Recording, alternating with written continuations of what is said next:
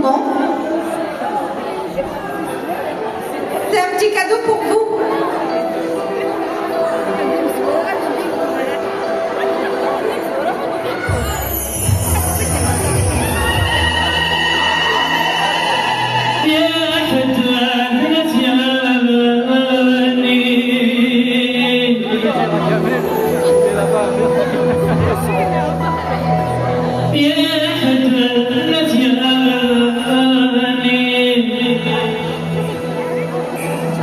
يا تشفير عبسي شلير يا عزيز الفقر تصور